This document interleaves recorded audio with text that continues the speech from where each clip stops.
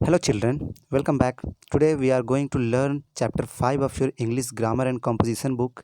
And our today's topic is one and more than one numbers. Okay.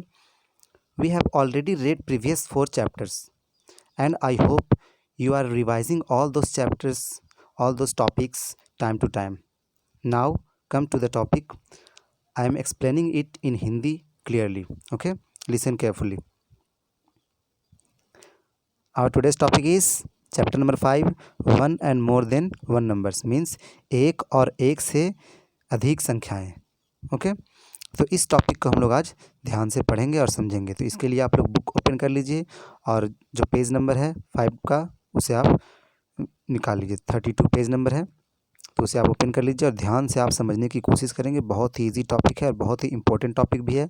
ये इस topic को आप पढ़ने के बाद आपको सीनियर क्लास में बहुत आसानी होगी ग्रामर समझने में। ये जनरल टॉपिक है जो आप लोगों को बाद में भी काम देने वाला है, तो ध्यान से आप लोग देखेंगे। Okay, study these words. पहले ये चैप्टर हम लोग समझने से पहले इस वर्ड्स को हम लोग समझते हैं।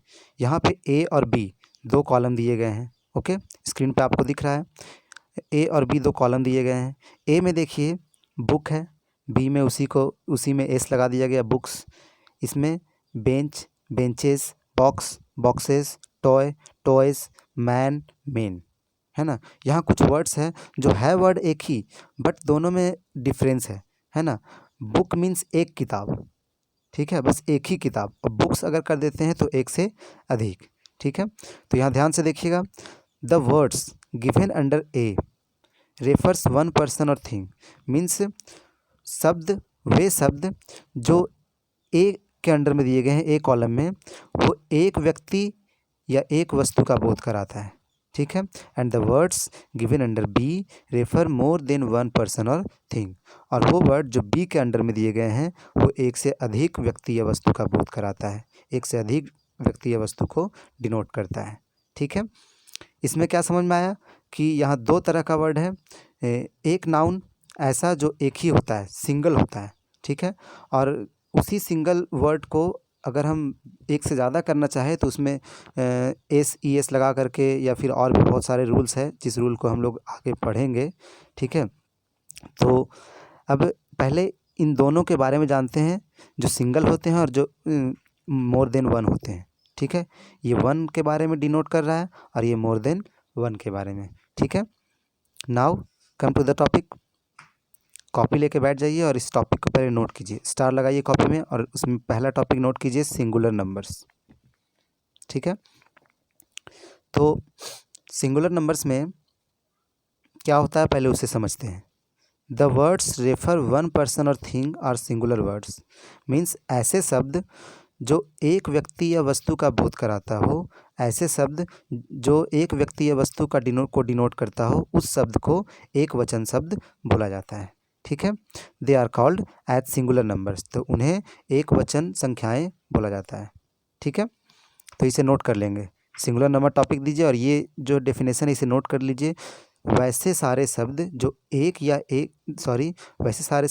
एक ही व्यक्ति और वस्तु का बोध कराता हो, उन शब्दों को एक वचन संख्याएं बोला जाता है, ठीक है। नेक्स्ट टॉपिक लिखिए, plural numbers. The words refer more than one person और thing are plural words means ऐसा शब्द जो एक से ज़्यादा का बोध कराता हो, एक से ज़्यादा व्यक्ति या वस्तु को डिनोट करता हो, तो उन सारे शब्द को बहुवचन शब्द बोला जाता है जो एक से अधिक होता है। They are called as plural numbers, तो उन्हें बहुवचन संख्याएं बोला जाता है, ठीक है। तो ये सारे नाउन्स में यहाँ पे ध्यान दीजिएगा कि जितने भी नाउन्स हैं ना, वो सारे को अगर वो काउंटेबल है तो उसे, अगर वो सिंगुलर है, अगर एक वचन है, एक ही है, तो उसे हम प्लूरल भी बना सकते हैं काउंटेबल को, ठीक है। जैसे बॉय है तो उसको बॉयज़ करके बहुत सारे लड़कों में बदल सकते हैं, ओके। तो इस तरीके से हम लोग को क्या समझ में आया कि यहाँ दो तरह का नंबर है ना। एक वैसा नंबर जो एक ही व्यक्ति या वस्तु को डिनोट करता है, और एक ऐसा नंबर जो एक से अधिक व्यक्ति या वस्तु को डिनोट करता है। तो इससे हम लोगों को क्या समझ में आया, there are two kinds of numbers, कि नंबर्स जो होते हैं वो कितने प्रकार के होते हैं, तो दो काइंड्स के होते हैं, दो प्रकार के होते हैं, singular number and plural number. Singular number जो एक ही व्यक्ति या वस्तु को डिनोट करता हो, और प्लूरल नंबर जो एक से अधिक व्यक्ति या वस्तु को डिनोट करता हो। ठीक है, तो ये काइंड्स भी आप नोट कर लेंगे कॉपी में, है ना। मेरी आवाज़ को सुनते जाइए और समझ करके और नोट करते जाइए। ठीक है, नेक्स्ट अब हम लोग क्या करेंगे, rules to change singular noun into plural nouns. अब संज्ञाएं जो है जो काउंटेबल होती है, तो उसे सिंगुलर से प्लूरल बदलने के लिए कुछ नियम होते हैं, कुछ रूल्स होते हैं। किसी भी वर्ड को हम एस ई एस लगा करके या कुछ भी लगा करके प्लूरल नहीं बना सकते।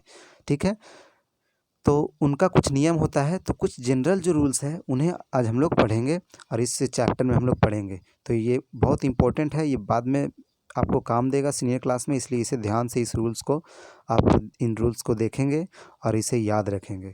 ठीक है, और नोट कर लेंगे। तो पहला रूल है, generally by adding S to the singular nouns. Generally singular nouns को अगर प्लूरल बनाना है तो उसमें हम जनरली एस ऐड करते हैं। ठीक है, एस ऐड कर देंगे तो सिंगुलर से प्लूरल वर्ड बन जाएगा। जैसे कैट में एस लगा दिए तो कैट्स हो गया, बिल्लियाँ हो गई, बुक का books, elephant elephants, pen pens, leg legs. ठीक है, इसमें जनरली ये सब वर्ड्स में एस लगा दिए तो वो सिंगुलर से प्लूरल में कन्वर्ट हो गया। ठीक है, चेंज हो गया। Next second rule, bye adding E S. अब दूसरा रूल में हम लोग ई एस ऐड करके भी हम लोग सिंगुलर से प्लूरल बना सकते हैं। ओके, तो पढ़ते हैं। If any singular noun in ends in C H, S H, X, double S, S, the plural form is formed by adding E S to the singular noun. अब यहाँ समझिए कि अगर किसी भी नाउन में ना, कोई भी संज्ञा में अगर उसे हम लोग को प्लूरल बनाना है और उस संज्ञा के उस वर्ड के लास्ट में, उस वर्ड के लास्ट में, इस मीन्स कि वो वर्ड जब इंड करेगा तो इंड का वर्ड्स देखिएगा, अगर उसमें वर्ड सी एच है, ठीक है, एस एच है, एक्स है, डबल एस है और एस है। ठीक है, तो ये सब वर्ड्स लास्ट में आते हैं, है ना। तो लास्ट में अगर ये सब वर्ड हुआ तो उन सारे वर्ड्स को अगर प्लूरल बनाना है तो उसमें हम ई एस ऐड करेंगे, तब प्लूरल बनाएंगे। ठीक है, जैसे कि बेंच है, लास्ट में च का उच्चारण हो रहा है तो यहाँ बेंचेस बोलेंगे। बस है, ठीक है, बस, जैसे झाड़ी बोलते हैं तो उसमें ई एस लगा के करेंगे, झाड़ियाँ, buses. Box, boxes. Class, classes. बस, बसेस। यहाँ पहले से स का उच्चारण है तो कैसे एस लगा कर हम लोग इसका प्रोनाउंसिएशन करेंगे। ठीक है, तो इसलिए इसमें ई एस लगाया जाता है। ओके, लेकिन इसमें देखिए एक एक्सेप्शन भी यहाँ दिया गया है, इसे ध्यान से देखिएगा, बहुत ज़रूरी है। But if C H is pronounced as K, then to make plural the marker S is added. अब यहाँ ध्यान दीजिएगा, यहाँ पे जब जैसे यहाँ दिया हुआ था सी एच अगर रहेगा तो उसमें ई एस लगाना है, बट सी एच लगा हुआ है और उसका अगर प्रोनाउंसिएशन उच्चारण अगर क से हो रहा है, ठीक है, च ना हो करके क हो रहा है, तो उसमें हम ई एस ना लगा करके क्या लगाएंगे, एस लगाएंगे।